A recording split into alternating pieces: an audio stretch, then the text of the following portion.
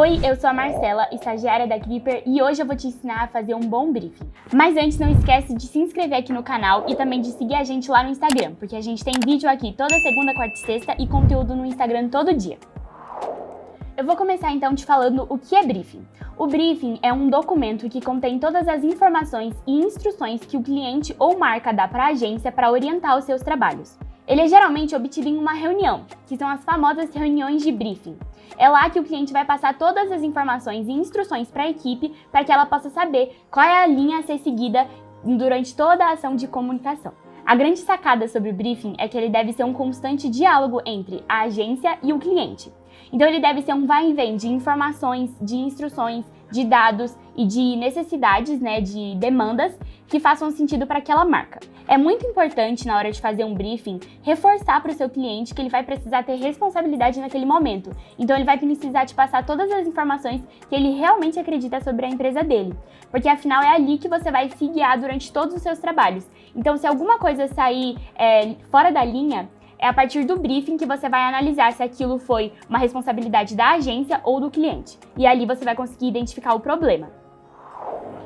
O tamanho do briefing ele é indefinível a princípio, porque ele deve conter todas as informações relevantes para aquela marca. Então ele pode ser curto ou grande, depende do tanto de informações relevantes que aquela marca tem. Tem uma frase que diz que um bom briefing deve ser tão curto quanto possível, mas tão longo quanto necessário. Então é importante não se prender muito ao tamanho do briefing, não é isso que importa no fim das contas, mas a quantidade de informações relevantes, que aquele briefing tem. Então é a partir dali que você vai ter a adequação de todas as expectativas, então do que o seu cliente está esperando e do que você pode oferecer a ele. Então é a partir desse momento que você vai sistematizar todas essas informações, respondendo uma série de perguntas, através de uma lista de perguntas que o seu cliente vai responder para você, e também através de uma parte de pesquisa que você vai fazer, para poder conseguir guiar, e ser direcionado para realizar todo o seu trabalho.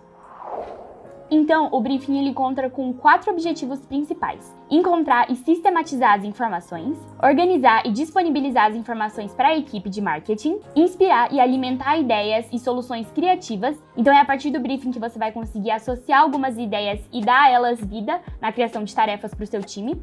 Então, você consegue pegar várias informações sobre o seu cliente ali no briefing mesmo e já conseguir ter um monte de ideias para poder começar a produzir conteúdos. E ele também serve para direcionar e delimitar a linha de trabalho. Agora eu vou falar sobre as etapas que compõem o briefing. Ele é dividido em algumas etapas grandes, mas ele também conta com etapas pequenininhas no micro, na hora de você realizar de fato todo o processo de briefing, que é geralmente o mesmo processo de entrada do cliente dentro da empresa, dentro da agência. Então, eu vou falar sobre essas etapas macro que fazem parte dessa composição toda do briefing. A primeira delas é a coleta de dados. Então é aqui que você vai fazer aquela reunião de briefing com o seu cliente. Você vai chamar ele, vai oferecer um café para ele e você vai começar a perguntar a ele tudo que você quer saber sobre aquela marca para poder conseguir desenvolver uma produção de conteúdo que seja eficiente para o público-alvo dele. Então você vai precisar entender informações sobre o produto dele, sobre a imagem que ele quer passar, sobre os concorrentes que ele tem, sobre o ecossistema dentro da empresa dele, sobre o diferencial dele, sobre o preço que ele tem, sobre o custo de produção que ele tem, enfim, diversas informações. Então tá, beleza, você já tem o seu briefing pronto, você já tem todas as perguntas respondidas pelo seu cliente, só que elas podem estar um pouquinho bagunçadas, e isso é até a minha primeira dica. Tudo bem deixar o seu briefing bagunçado na primeira reunião que você tiver com o seu cliente, ele não precisa estar totalmente organizado, sistematizado naquele momento. Não, você pode escrever à vontade e deixar as informações de um jeito que só você consegue entender, porque na segunda etapa você vai organizar essas informações. Então agora é o momento de deixar tudo isso legível para a sua equipe e para o seu cliente, porque esse briefing também vai passar pela aprovação dele para ver se ele está de acordo e para ver se está todo mundo na mesma página. Com relação às análises, você vai fazê-las com base em pesquisas. Então é agora que você vai abrir aí o seu buscador favorito e vai pesquisar as informações sobre o setor que o seu cliente atua. A terceira etapa é a elaboração do relatório. Geralmente, um briefing ele é feito por um setor de atendimento dentro de uma agência.